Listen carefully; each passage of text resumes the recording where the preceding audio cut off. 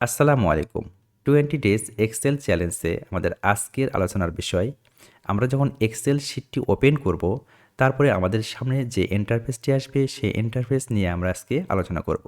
অর্থাৎ আপনি বলতে পারেন এক্সেলের ফান্ডামেন্টাল বিষয়, অর্থাৎ কোন ট্যাবে কোন ফাংশনগুলো রয়েছে এবং সেই ফাংশনগুলোর কাজ কী, সেগুলো নিয়ে বিস্তারিত আলোচনা করব। যদিও ফাংশনগুলো নিয়ে প্র্যাকটিক্যালি হয়তো বা আলোচনা করতে পারবো না, তবে এর পরবর্তী ভিডিওগুলোতে সবগুলো ফাংশন সম্পর্কে প্র্যাকটিক্যালি আলোচনা করা হবে আমাদের ডাটা অ্যানালাইসিস কাজের ক্ষেত্রে যে ফাংশনগুলোর প্রয়োজন।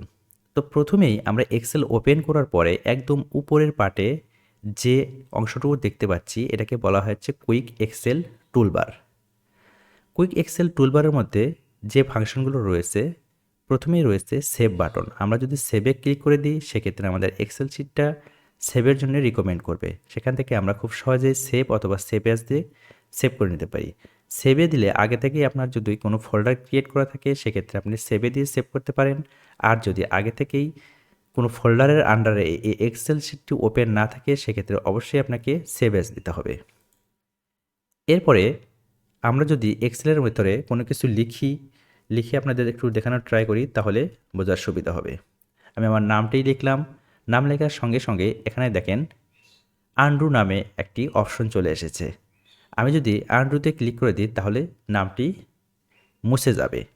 আবার এর পরবর্তীতে আমি যদি পাশেই রিডু থেকে ক্লিক করি, তাহলে কিন্তু আবার নামটি চলে আসবে।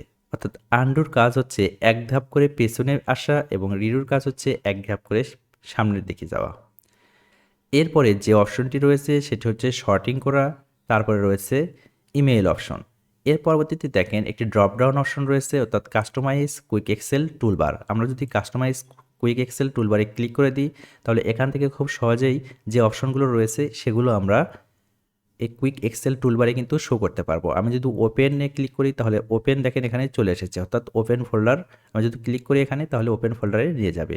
দেন একইভাবে আমি চাচ্ছি কোনো একটি ফাংশন আমি এখান থেকে রিমুভ করতে, সেক্ষেত্রে আমি যদি ইমেইলের উপর ক্লিক করে দিই, সেখান থেকে দেখেন ইমেইল অপশনটা নেই।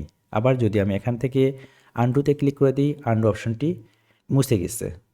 এরপরে যে অপশনটি রয়েছে সেটি হচ্ছে বুক ওয়ান এক্সেল, অর্থাৎ আমরা এই এক্সেল যখন প্রথমে ডিফল্টভাবে ওপেন করব, তখন বুক ওয়ান এক্সেল এই নামেই কিন্তু সেভ হবে, বা সেভ করার সময় আপনি যদি চেঞ্জ না করেন, তাহলে এই নামেই এটি কিন্তু সেভ হয়ে যাবে। আপনি যদি সেভ করার সময় চেঞ্জ করে দেন, সেক্ষেত্রে এই নামটি চেঞ্জ হয়ে যাবে। এরপরে রয়েছে সার্চ বাটন। সার্চ বাটন থেকে আপনি খুব সহজেই যে কোনো ফাংশন কিন্তু সার্চ করে নিয়ে আসতে পারেন। যদি আমি এখানে ফন্ট দিই, তাহলে দেখেন ফন্ট অপশনটি চলে এসেছে। ফন্ট সাইজ থেকে কিন্তু আমি আমার আসলে যে সেগুলোর ফন্ট সাইজ খুব সহজেই চেঞ্জ করতে পারি। এরপরে আমরা ফাইল, হোম, ইনসার্ট, ড্র এই যে অপশনগুলো দেখতে পাচ্ছি, এগুলোকে বলা হয় ট্যাব বার। এবং প্রতিটি ট্যাবের আন্ডারে কিন্তু অনেকগুলোকে রিবন থাকে এবং প্রতিটি রিবনের মধ্যে অনেকগুলো ফাংশনালিটি রয়েছে। সেগুলো নিয়ে আমরা এখন কথা বলবো।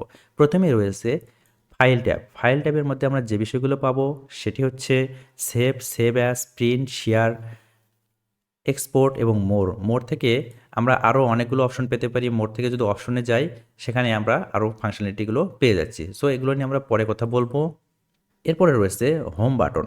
হোম বাটনের মধ্যে যে রিবনগুলো রয়েছে সেটা হচ্ছে ক্লিকবোর্ডের কাজ হচ্ছে এখানে রয়েছে কপি এবং পেস্ট থেকে আমরা পেস্ট স্পেশাল নিয়েও কাজ করতে পারি। কপি অ্যান্ড ফিলিং যে ভিডিওটা রয়েছে এর পরবর্তী ভিডিও, সেখানে আমরা মূলত এই বিভিন্ন ধরনের কপি করা এবং সেটা আসলে কতভাবে পেস্ট করা যায় সেগুলো নিয়ে কথা বলবো। এরপরে রয়েছে ফন্ট অপশনের মধ্যে রয়েছে আমরা ফন্টের সাইজ চেঞ্জ করতে পারি, আমরা আসলে বোল্ড করতে পারি আমার লেখাগুলো, আমরা ইতালিক করতে পারি, আমরা আন্ডারলাইন করতে পারি, আবার আমরা কালার চেঞ্জ করতে পারি। সো ফ্রন্ট থেকে আমরা এই কাজগুলো করতে পারি। তারপরে অ্যালাইনমেন্ট, আপনি লেখাগুলো চাচ্ছেন আপনি লেফট সাইডে রাখবেন অথবা রাইট সাইডে রাখবেন অথবা আপনি মিডিলে রাখবেন, সেক্ষেত্রে আপনি অ্যালাইনমেন্ট থেকে সেটা চেঞ্জ করে নিতে পারেন। এরপরে রয়েছে মার্জ অ্যান্ড সেন্টার অপশন।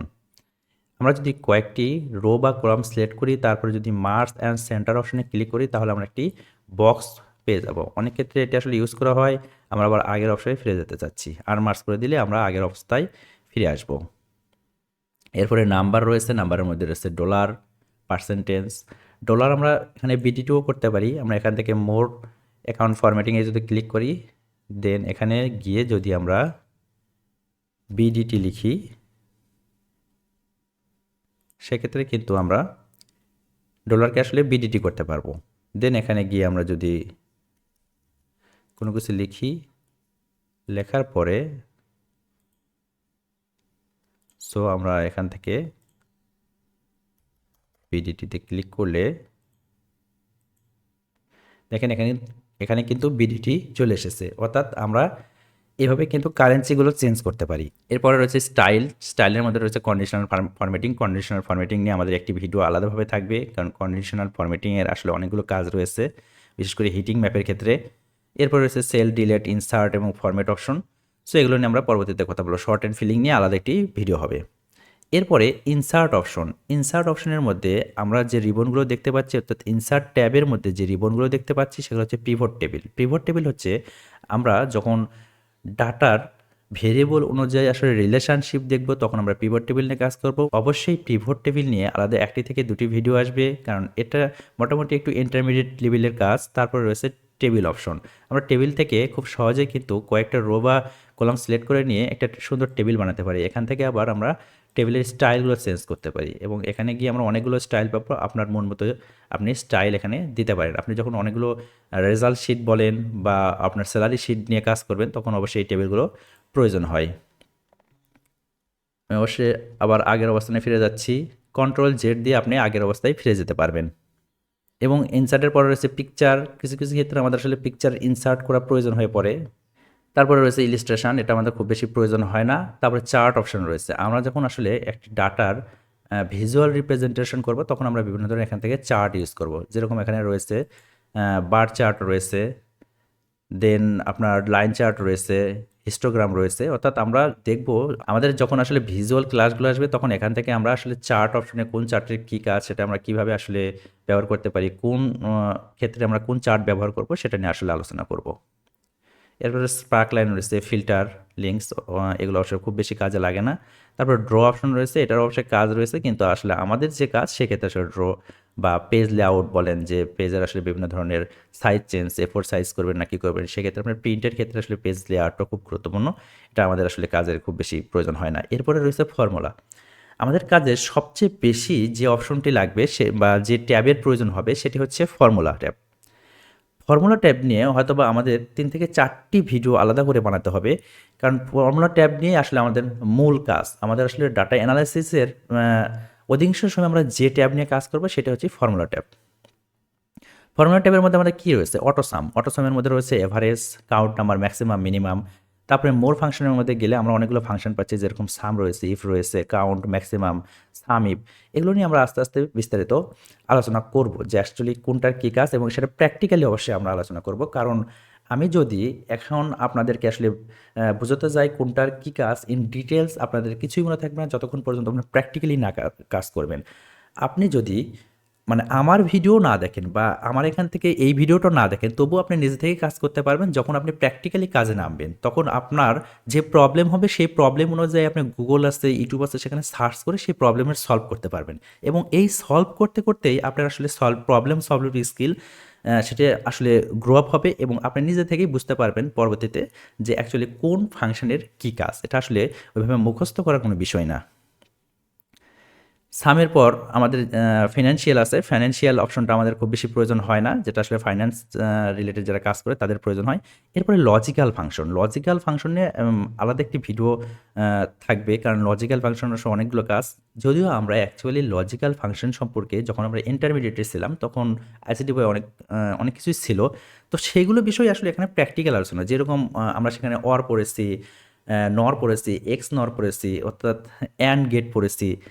সেগুলো নিয়ে এখানে আসলে প্র্যাকটিক্যাল আলোচনা করা হবে। তারপরে ফলস রয়েছে এখানে, ইফ ইরোর, ইফ না, অর্থাৎ নাল ভ্যালু ডিটেক্ট করার জন্য আমরা ইফ না এগুলো ব্যবহার করতে পারি। ট্রু রয়েছে, সুইচ রয়েছে। সো আমরা এই বিষয়গুলো নিয়ে বিস্তারিত পরবর্তীতে আলোচনা করব। শুধুমাত্র এখন জেনে নেন যে অ্যাকচুয়ালি লজিক্যাল ফাংশনটি আসলে কোন ট্যাবে রয়েছে, এবং আসলে এটার আসলে বেসিক কাজগুলো কী কী। তারপরে রয়েছে টেক্সট ফাংশনে কিন্তু অনেক গুরুত্বপূর্ণ একটা ব্যাপার। সেক্ষেত্রে আমরা আমাদের আসলে ডাটা দুই রকম থাকতে পারে, টেক্সট আকারেও থাকতে পারে ডাটা। সেই টেক্সট ডাটা আমরা কীভাবে ক্লিন করব, সেক্ষেত্রে ক্লিন ফাংশনগুলো আমাদের লাগবে। আসলে ডাটার লেন্থ কেমন সেটার বের করার জন্য লেন ফাংশন লাগবে। মিড লাগবে আমাদের। Upper, lower value, text function, search, right, replace, এই সবগুলো ফাংশন নিয়ে আমরা বিস্তারিত আলোচনা করব। পরবর্তীতে যখন আমাদের এই ফাংশনালিটি নিয়ে আলাদা আলাদা স্টেপ বাই স্টেপ ভিডিও আসবে সেগুলোতে আমরা আলোচনা করব। আজকের ভিডিওতে মূলত আমরা এটাই আলোচনা করার ট্রাই করতেছি যে অ্যাকচুয়ালি আসলে কোন ফাংশনের কী কাজ এবং কোথায় সে ফাংশনগুলো রয়েছে, এবং অল ওভার একটি এক্সেল শিট ওপেন করার পর যে ইন্টারফেসটা আসে সেটার আসলে একটা পরিচিতি। এরপরে ডে টাইম আমাদের কাজে লাগবে। এরপরে হচ্ছে লুকআপ বা রেফারেন্স। লুকআপ থেকে আমরা V lookup, H lookup, index, math, offset এই ফাংশনগুলো দেখব। তারপরে ম্যাথ অ্যান্ড ত্রিকোণমিতি আমাদের আসলে খুব বেশি প্রয়োজন হবে, তবে ম্যাথের মধ্যে আমাদের সাম ইফ যেগুলো আছে সেগুলো আমরা আসলে একটু আগে আলোচনা করেছি। এরপরে রয়েছে মোর ফাংশন থেকে আমরা যাব স্ট্যাটিস্টিক্সের যে ফাংশনগুলো রয়েছে সেগুলো সবগুলো নিয়ে আমাদের আলোচনা করতে হবে, কারণ ডাটা নিয়ে কাজ করতে গেলে আপনাকে অবশ্যই স্ট্যাটিস্টিক্স জানতেই হবে এবং স্ট্যাটিস্টিকের অ্যাপ্লাই করতেই হবে। সো অবশ্যই আমাদের এখান থেকে স্ট্যাটিস্টিক্যাল ফাংশন নিয়ে হয়তো বা 2টা ভিডিও বানাতে হবে, কারণ একটা ভিডিওর মধ্যে সবগুলো বিষয় নিয়ে আসলে কভার করা অনেক টাফ ব্যাপার রয়েছে। এরপরে রয়েছে ফর্মুলার ক্ষেত্রে দেখেন আমরা এখানে দুটি নাম্বার নিয়েছি 24 এবং 90, এবং 24 এবং 90 আমরা যখন যোগ করে দিয়েছি তখন একটি নাম্বার পেয়েছি, সেটি হচ্ছে 114। এটা আসলে আমরা দেখতে চাচ্ছি এখানে আসলে কী ধরনের ফর্মুলা ইউজ করা হয়েছে। সেক্ষেত্রে আমরা যদি সব ফর্মুলাতে ক্লিক করি, দেন এখানে দেখতে পারবেন যে আমরা একটি সাম ফাংশন নিয়েছি এবং সাম ফাংশনের মধ্যে আমরা আমাদের এই সেলটা ইনক্লুড করেছি এবং দেন আমরা কমা দিয়ে আবার এই সেলটা দিয়ে আমরা ব্র্যাকেট ক্লোজ করে এন্টার চাপছি। এটাই মূলত শো ফর্মুলা। আমাদের আসলে অনেক সময় দেখার প্রয়োজন হয় যে আসলে আমরা আমাদের যে অ্যানালাইসিস সেখানে আসলে কী ধরনের ফর্মুলা ইউজ করেছি, সেজন্য আমাদের সব ফর্মুলা আসলে ইউজ করা হয়ে থাকে। তারপর রয়েছে এরর চেক ইন ইভ্যালুয়েট ফর্মুলাতে মূলত কী হয়, আপনি একটি টাস্ক কমপ্লিট করছেন বা সাপোজ ধরে নেন আমি এখানে যোগ করেছি, সেক্ষেত্রে আমি ইভ্যালুয়েট করে দেখতে চাই যে অ্যাকচুয়ালি আমার এটা সঠিকভাবে কমপ্লিট হয়েছে কি হয়নি। যদি এখানে কোনো ইরর আসতো তাহলে আপনি ইভ্যালুয়েট ফর্মুলাতে গিয়ে ইভ্যালুয়েট করে করে আপনি দেখতে পাইতেন। এখানে যেহেতু কোনো ইরর নেই, সো এখানে ইভ্যালুয়েট ফর্মুলা করলে আপনি আসলে কোনো ইরর পাচ্ছেন না। তো এগুলো নিয়ে অবশ্যই পরবর্তীতে বিস্তারিত আলোচনা করা হবে। এরপরও রয়েছে ডাটা ট্যাবের মধ্যে আমরা পাচ্ছি গেট ডাটার মধ্যে থেকে আমরা আসলে চাচ্ছি যে আমাদের পিসি থেকে কোনো ডাটা সেট আমাদের এক্সেল শিটে নিয়ে আসবো, নিয়ে এসে আমরা সেটা নিয়ে অ্যানালাইসিস করব। সেক্ষেত্রে ফ্রম ফাইল থেকে আপনারা খুব সহজেই ফ্রম টেক্সট বা সিএসভি ফাইল নিয়ে আসতে পারবেন, অথবা আপনি জেসন ফাইল নিয়ে আসতে পারবেন, অথবা এক্সএমএল ফাইলও নিয়ে আসতে পারবেন। আপনি এখন চাচ্ছেন যে আপনি আপনার পার্সোনাল পিসি থেকে না, আপনি ডাটাবেস থেকে ডাটা এখানে ইম্পোর্ট করবেন। সেক্ষেত্রে আপনি ফ্রম ডাটাবেস থেকে মাইএসকিউএল আছে, ওরাকল রয়েছে, তারপরে রয়েছে আইবিএম ডাটাবেস। সো আপনি বিভিন্ন ধরনের ডাটাবেস থেকেও এখানে ডাটা আসলে ইম্পোর্ট করতে পারেন। এগুলো নিয়ে আসলে প্র্যাকটিক্যালি না দেখালে আপনারা অ্যাকচুয়ালি বুঝতে পারবেন না যে জিনিসগুলো আসলে কীভাবে কাজ করে। যেহেতু এটি মূলত প্রথম ভিডিও এবং এই ভিডিওতে আমি শুধুমাত্র এটাই দেখানোর ট্রাই করতেছি যে আমাদের আসলে এক্সেল ওপেন করার পর ইন্টারফেস রয়েছে সেটা আসলে কোনটার কী কাজ। সো এই বিষয়ে এই কারণে এখান থেকে স্কিপ করতেছি। দেন এখান থেকে আমাদের আসলে রয়েছে রিভিউ অপশন আমাদের খুব বেশি কাজ নেই, ভিউতে খুব বেশি আমাদের আসলে কাজ নেই। এরপরে রয়েছে ডেভেলপার ট্যাবের মূলত কাজ হচ্ছে এক্সেলে আমাদের অনেকগুলো ফাংশন বা ট্যাব আসলে হাইড আকারে থাকে, সেগুলো আমরা যদি এক্সেলে শো করতে চাই সেক্ষেত্রে আমাদের আসলে ডেভেলপার ট্যাবে যেতে হবে।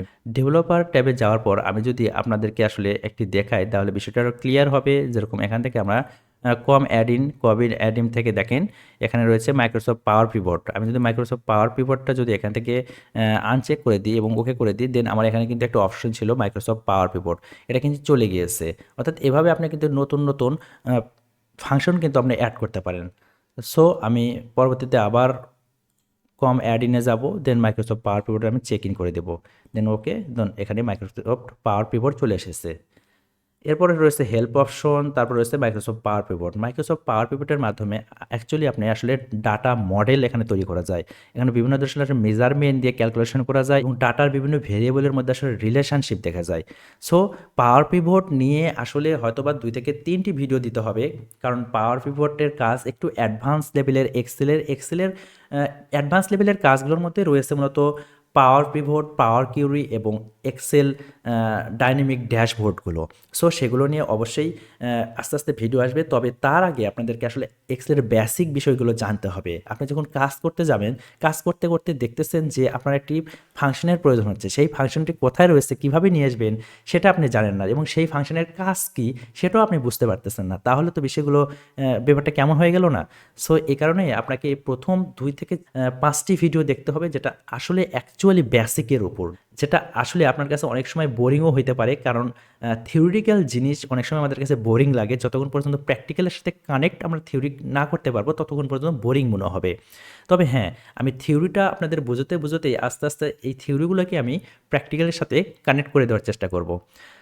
এরপরে আমাদের মূলত এই ট্যাব বাটনের কাজগুলো শেষ। এরপরে আমাদের আসলে মূল ওয়ার্কশিটে আসার পর প্রথমে দেখতে পাচ্ছেন এখানে রয়েছে ABCD, এগুলো হচ্ছে এক একটি কলাম। অর্থাৎ আমাদের ভার্টিক্যালি যে অপশনগুলো আমরা দেখতে পাই সেগুলো হচ্ছে এক একটি কলাম, এবং হরাইজন্টালি যেগুলো দেখতে পাই 1 2 3 4 এগুলো হচ্ছে এক একটি রো। আপনি এখন কাজ করতে করতে মনে হলো এ এবং বি, এটা আপনার দুটাই কিন্তু ডাটা দিয়ে ফুলফিল রয়েছে ডাটা দিয়ে। এখন আপনার মনে হইল যে এ এবং বি এর মাঝখানে আপনার নতুন একটি কলাম প্রয়োজন। সেক্ষেত্রে আপনি কিভাবে কলামটি নিয়ে আসবেন? সেক্ষেত্রে অবশ্যই আপনাকে বিতে ক্লিক করবেন। ক্লিক করার পর আপনি আপনার মাউসের বাম পাশে ক্লিক করবেন, দেন এখান থেকে ইনসার্ট বাটনে ক্লিক করবেন। দেখেন এখানে নতুন কিন্তু একটি কলাম অ্যাড হয়ে গেছে। আমি যদি এখানে নতুন কিছু লিখি তাহলে বিষয়টি আরও আপনাদের কাছে ক্লিয়ার হবে। দেখেন নিউ কলাম রয়েছে সি অপশনে, কিন্তু অর্থাৎ সি কলামে নিউ কলাম লেখাটি রয়েছে সি কলামের ভিতরে। এখন আমি সি কলামের উপর ক্লিক করে আমি যদি এখানে ইনসার্ট চাপি, দেখেন সি কলামটি আমাদের ঠিকই রয়েছে, ওটা কিন্তু আমাদের ডি কলামে চলে গেছে, অর্থাৎ নতুন একটি কলাম আমাদের কিন্তু এখানে অ্যাড হয়েছে। ঠিক একইভাবে আমাদের রোয়ের মাঝখানেও কিন্তু আমরা দুটি রোয়ের মাঝখানে এভাবে একটি রো ইনসার্ট করতে পারি। আমি চাচ্ছি 1 এবং 2 এর মাঝখানে একটি রো ইনসার্ট করতে, সেক্ষেত্রে আমি 2 এ ক্লিক করলাম, দেন ইনসার্ট বাটনে চাপলাম। দেখেন নিউ কলামটা এখন কিন্তু 3 নাম্বার রোতে চলে আসছে, আগে কিন্তু 2 নাম্বার রোতে ছিল। সো এভাবে আপনি কিন্তু খুব সহজেই একটি কলাম এবং একটি রো নতুন করে ইনসার্ট করতে পারেন। তারপরে রয়েছে শিট 1, অর্থাৎ আমাদের এখানে মাত্র একটি শিট রয়েছে। আমরা যদি এখানে এই যে প্লাস বাটন রয়েছে, এখানে যদি প্লাস সাইনে ক্লিক করে দিই আমাদের নতুন নতুন শিট অ্যাড হতে থাকবে। তো আমরা চাচ্ছি আসলে শিটের নেমটা আমরা চেঞ্জ করতে, কারণ অনেক সময় শিটের নেম চেঞ্জ করে আমাদের আসলে যে ভেরিয়েবল বলেন, যে আসলে অবজেক্টিভস বলেন, সেই অনুযায়ী শিটের নাম দিতে হয়। সেক্ষেত্রে আপনি শিট 2 এর উপর ক্লিক করে দেন, দেন এখান থেকে রিনেম করার পর আমি যদি এখানে আমার নাম লিখে দিই, সেক্ষেত্রে এখানে শিট 2 নাম কিন্তু রবি হয়ে গেছে। অর্থাৎ খুব সহজেই আপনারা কিন্তু এগুলো চেঞ্জ করতে পারেন। তারপরে এই পাশে রয়েছে দেখেন ভার্টিক্যাল স্ক্রল বার, এবং তার নিচে রয়েছে হরাইজন্টাল স্ক্রল বার। এগুলো আপনি বাড়াতে পারেন, আপনার ইচ্ছা মতো বাড়ায় নিতে পারেন, আপনি এটাও ইচ্ছা মতো বাড়ায় নিতে পারেন। তারপরে এর নিচে রয়েছে দেখেন জুম ইন এবং জুম আউট। আপনি চাচ্ছেন যে আপনি আপনার শিটটা জুম ইন করবেন, সেক্ষেত্রে আপনি আসলে প্লাস সাইন ক্লিক করে জুম ইন করতে পারেন, অথবা এই যে কার্সরটা আসলে চেপে ধরে ডান পাশে নিয়ে গেলে আপনার জুম ইন হবে, এবং আপনি জুম আউট করবেন, সেক্ষেত্রে এটা কার্সরটা ধরে আবার বাম পাশে নিয়ে আসলে জুম আউট হয়ে যাবে। এরপরে আসি আপনি এই ওয়ার্কশিটের মধ্যে কিভাবে আসলে ডাটা এন্ট্রি করবেন। ডাটা এন্ট্রিটা করার জন্য আপনার যে কোনো একটি সেলে আপনি ক্লিক করে দিবেন, দেন আপনি লেখালেখি শুরু করে দেবেন, ডাটা ইম্পোর্ট করা শুরু করে দেবেন। আমি আশা করতেছি আজকের এই ভিডিওর মাধ্যমে আপনি বুঝতে পেরেছেন যে আমাদের এক্সেলটি ওপেন করার পরে আমাদের যে ইন্টারফেসটি আসে সেটার আসলে কোনটার কী কাজ, কোনটার কী নাম রয়েছে। এর পরবর্তী ভিডিওতে আমরা আলোচনা করব এক্সেল কপি এবং ফিলিং নিয়ে। ভিডিওটা অনেক গুরুত্বপূর্ণ, কারণ আপনি হয়তো বলতে পারেন যে এক্সেল আসলে কপি এবং পেস্ট করা এগুলো নিয়ে আসলে ভিডিওর কী আছে। আপনি যখন ভিডিওটা দেখবেন তখন নিজে থেকেই বুঝতে পারবেন না আসলে এক্সেলে যেটা আসলে পেস্ট করা সেই অপশনে অনেক কিছু রয়েছে, যেটা আসলে আপনার পরবর্তীতে কাজের জন্য খুবই গুরুত্বপূর্ণ। তো সে পর্যন্ত ভালো থাকবেন, সুস্থ থাকবেন। আসসালামু আলাইকুম।